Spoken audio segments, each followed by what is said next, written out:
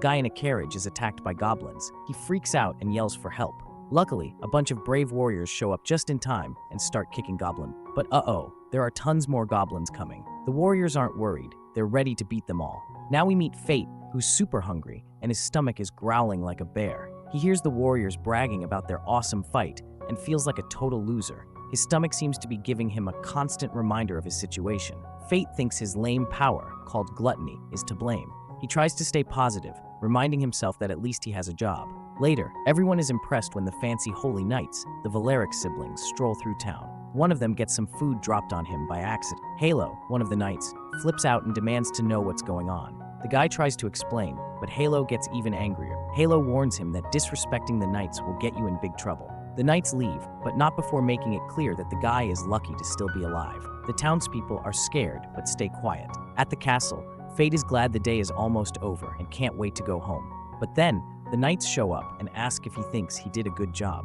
Fate, thinking he's done okay, is shocked when Raphael throws his payment on the ground. Raphael makes Fate pick it up while stepping on his hand, which is totally rude. Halo even mocks Fate, saying he's so dirty he didn't notice him. Just then, Fate's stomach growls loudly, making Raphael call him disgusting. The knights get even angrier, thinking his growling means they're not paying him and they beat him up badly. While getting pummeled, Fate thinks about how this world is divided between the rich and the poor, with divine powers given by the gods. The knights treat him like a punching bag, making it clear that his useless skill is only good for surviving because of their mercy. They demand that he be grateful, making sure he knows that slacking off makes them look bad. When they finally let him stand up, it's just so they can knock him down again. The knights think Fate needs to be taught a lesson, comparing him to a misbehaving dog that needs discipline. Just as things are about to get worse, a girl named Roxy steps in. She tells the knights that bullying people they're supposed to protect isn't what being a holy knight is about. The knights brush her off, but decide to back off for now. Roxy helps Fate, who notices Raphael giving him a nasty look before leaving. Roxy says it's no big deal and that they share the duty of guarding the gate. She takes over his post and tells him to let her know if anything like this happens again. Fate, used to this kind of treatment, just says he's used to it and walks away. We soon see why Fate reacted like he knows Raphael is trouble and doesn't want Roxy getting into trouble because of him. Fate isn't just a helpless loser. He's trying to protect Roxy by staying away from trouble. Later, at a tavern, the bartender warns Fate that if he keeps letting the knights walk all over him, he'll end up like the last guy, and it won't be pretty. On his way home, Fate complains that his stomach is still growling even after eating. He curses his gluttony skill and wishes he had a more useful power. He'd be okay with being a warrior, a merchant, or even a craftsman, but he feels stuck as a loser. Then, Fate sees some thieves attacking someone. His first thought is to get Roxy, but then he remembers that he's supposed to guard the gate. He tells Roxy, and she goes to handle the thieves, leaving Fate to stay at his post. Fate stands at the gate, hearing Roxy fight the thieves. Suddenly, one of the thieves breaks free and charges at Fate. His first instinct is to run, but he forces himself to stay put, remembering Roxy's trust. He gathers his courage to face the thief. He notices the thief is already hurt, which gives him some confidence.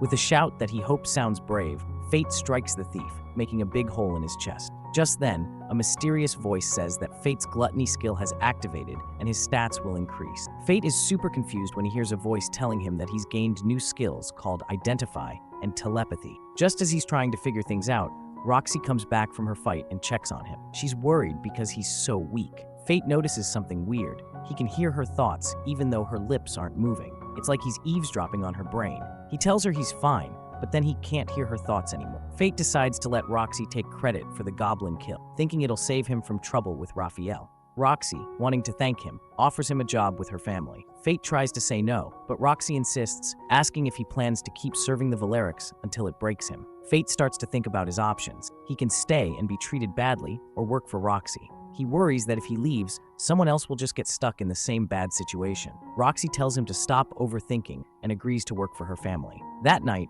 Fate sits on his sad, uncomfortable bed in a room that feels like a prison cell. He's amazed to find out that his stats have jumped into the triple digits. His new skills are still a mystery, but he guesses he's been using telepathy. He feels a boost of confidence, thinking maybe he can now handle monsters with his new strength. The next day, Fate goes looking for a sword. The merchant quickly brushes him off, saying he can only afford junk. After 5 years in the royal capital, Fate has saved up just 2 silver coins. The merchant turns his back, giving Fate a chance to grab something, but Fate decides to dig through the barrel of junk. Using his new Identify skill, he checks out the weapon. Most are terrible, but one sword catches his eye. It's dirty and looks like garbage, just like him. Then, to Fate's surprise, the sword starts talking. The sword, named Greed, promises to be useful and urges Fate to buy him quickly. Greed knows about Fate's gluttony skill and says they have something in common. Feeling lucky, Fate leaves his 2 coins behind and happily takes the talking sword, Greed. Meanwhile, the Valerics are chatting about Roxy's plans. Apparently, she's trying to hire Fate for her family without asking them first. Memo, one of the Valeric girls, wants to teach Roxy a lesson for going behind their backs, but Raphael, being the smart guy he is, calms her down. He points out that people like Fate are easy to replace and that both the Hearts and the Valerics are important families in the kingdom. It's not worth causing trouble over. Raphael then heads off to the military district, and Memo asks what he's studying next. Raphael's answer? How to become immortal, which totally shocks Memo. Later, Fate is walking around with his new chatty sword, Greed. Greed warns him about something approaching. A goblin suddenly appears, but Fate is ready this time. He takes it down quickly, and his gluttony skill activates again, boosting his stats even more. He also gets a new skill called Strength Boost. Greed laughs as Fate's good mood is interrupted by a bunch of goblins charging at him. Instead of freaking out, Fate slices through them with confidence. Each kill makes his gluttony skill go wild, and his power keeps growing. Gluttony skill activated echoes in his mind as he finishes off the goblin. When it's all over, Fate is amazed. His stats have gone through the roof. Greed points out that Fate must be feeling pretty full now. Fate notices his stomach hasn't growled once today, which is a first for him. He starts to understand what's happening. He always thought people only had one set of skills, but Greed explains that Fate's gluttony skill is special. Normally, people level up from battles and experience, but Fate's gluttony skill steals stats and skills from others. That's why he's still at level 1 despite being super powerful. Greed then drops a big surprise. They're the same. Just as Fate is processing this, they see some warriors coming. Greed warns Fate that his gluttony skill isn't something he wants others to find out about. It's a skill that goes against divine law. Determined, Fate realizes he has to fight on his own, but Greed reminds him that he's not alone. Greed is with him. Fate is happy to have Greed as a buddy, but the sword quickly tells him to skip the master. Before they head out, Greed reminds Fate to collect the goblin ears so he can get paid. After collecting his reward, Fate starts daydreaming about all the delicious food he's going to buy. But Greed interrupts his foodie fantasies, reminding him that sword maintenance comes first. Greed insists on being treated like the treasure he is, but Fate can't help but think Greed is a bit too full of himself. Greed just laughs and says, "They don't call me Greed for nothing." As Fate and Greed stroll along, they come across a man with a little girl who urgently asks for help. Fate, being cautious, uses his Identify skill to check the man's threat level, but is shocked to find that the man has a skill hiding his stats. This means there's no telling what he's capable of. Greed warns Fate about the danger, but Fate decides they can't ignore the girl's cry for help. Following the man, Fate hears him cruelly tell the girl that she's going to be a slave to the Holy Knights. Greed, sensing the danger, gives Fate one last chance to back out, but Fate is determined. He's finally got some power, and he can't just stand by while someone suffers. Meanwhile, in another part of the kingdom, a woman from the church is addressing a group of sad, parentless children. Instead of finding them new families, she tells them about the Holy Laplace, the creator of their world, who gave people special powers known as skills. The children, probably wishing for parents instead, can only eat if they give thanks. One kid stands out. He's grumpy and complains that the Holy Laplace isn't fair. He thinks the Holy Knights and warriors have cool skills, while he's stuck with a weak one. The woman explains that back in the old times, everyone was equal, and this idea sounds great to the unhappy child. He wishes he'd been born in that era. Just then, another nun rushes in, saying one of their orphans is missing. She leaves to search for her, and the remaining nun wonders where Sahara, the missing girl, could be. Back with Fate, it turns out Sahara is the very girl they were following. The kidnapper, frustrated, punches a steel beam and quickly regrets it because it really hurts. This gives Fate the opening he's been waiting for. He steps in, ready to rescue Sahara. Unfortunately, the villain spots Fate and compares him to all the other heroes who tried and failed to bring justice. The bad guy smirks, thinking Fate doesn't stand a chance, especially while trying to protect Sahara. Fate wants to get her to safety but isn't sure where to go. Luckily, Greed comes up with a plan and tells Fate to back off. The villain, overly confident, chases them, taunting Fate and threatening that if he kills Fate in front of Sahara, she'll never disobey him again. Greed tells Fate to knock over some boxes to slow the villain down. Fate then turns to face the man head-on. The villain uses his sharp edge skill, but Greed calmly instructs Fate to strike through the sword. Trusting Greed, Fate slices through everything in his path. With the villain defeated, Fate demands to know which Holy Knight ordered the kidnapping. The man refuses to talk, so Fate gets a little persuasive. Unable to handle the pain, the man finally reveals that it was who gave the order. A quick cutaway shows just how twisted Hu is, using orphans for target practice. Despite this dark revelation, Fate manages to save Sahara. When her stomach growls, Fate realizes she's starving, and Fate takes Sahara to get some food. Sahara is so hungry that she tries to bite into food that's still too hot, prompting Fate to remind her to be careful. She starts crying, revealing she's never had meat before. Moved by her situation,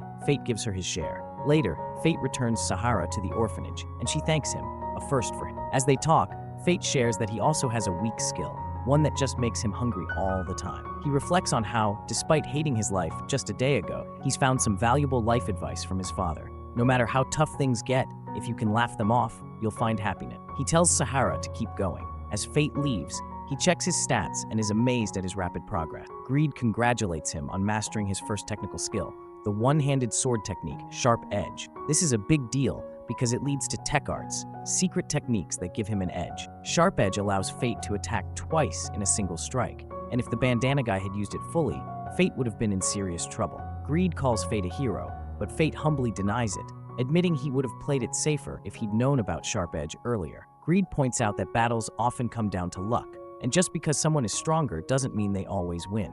Fate agrees, realizing luck was on his side this time, but he's determined to get even stronger, so he won't have to rely on luck alone. Suddenly, Greed reminds Fate that his first day working for the Hartz family is tomorrow. Fate screams in panic, remembering he forgot to buy new clothes for the job.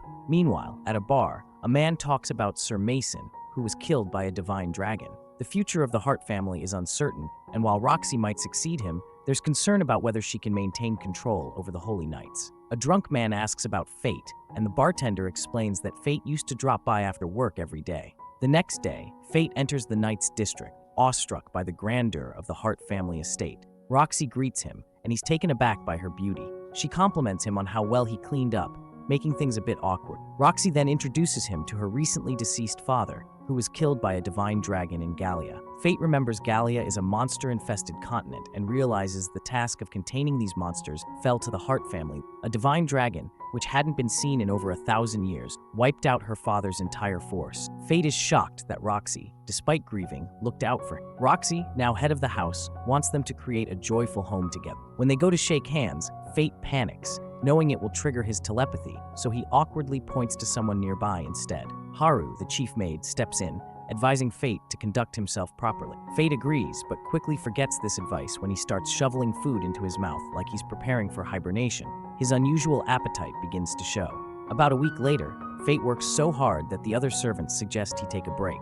They think he's odd, talking to his sword and shaking eats meat. To their surprise, Fate's stomach growls loudly right in front of them, even though they've just eaten. Fate is called to meet Roxy, but his insatiable hunger distracts him. As Roxy tries to talk, Fate fears he'll lose control. Luckily, Roxy snaps him out of it, and they bond over their shared loss. Fate's father also died during a monster hunt. Roxy calls Fate family, but Fate wishes he could be more to her. Just as he's about to confess, Roxy unexpectedly rejects his unspoken feelings. Fate then feels dizzy and faints. Later, Fate wakes up in his room with a note from Roxy telling him to take the day off. Confused and worried, Fate asks Greed about his worsening hunger. Greed reveals that the gluttony skill, once it tastes souls, becomes insatiable. The more Fate consumes, the stronger he gets, but the hunger grows too. If he refuses to feed, he'll either starve or lose control and attack anything in his path. Fate is horrified, feeling like a monster. Greed advises him that his hunger will be visible in his eyes as it approaches its limit. As Fate steps outside, he realizes that people smell delicious. Greed explains that his hunger boost is active, enhancing his senses and giving him temporary power. As they encounter Goblin, Fate, once innocent, now ruthlessly slaughters them. He continues his rampage in the Hobgoblin Forest, but despite his efficiency, he's troubled by how much more he needs to consume to escape his hunger. Hours later, Greed finally declares that the battle is over, for now. Fate, hoping he won't feel that overwhelming hunger again, is dismayed when Greed warns him that he'll need to hunt monsters regularly to keep Gluttony's hunger at bay. Just then, a Goblin King appears. Though its stats aren't superior to Fate's, it has a health regeneration skill that would be invaluable. Fate, eager for that power, goes after the Goblin King, but is revolted when he sees it eating a human.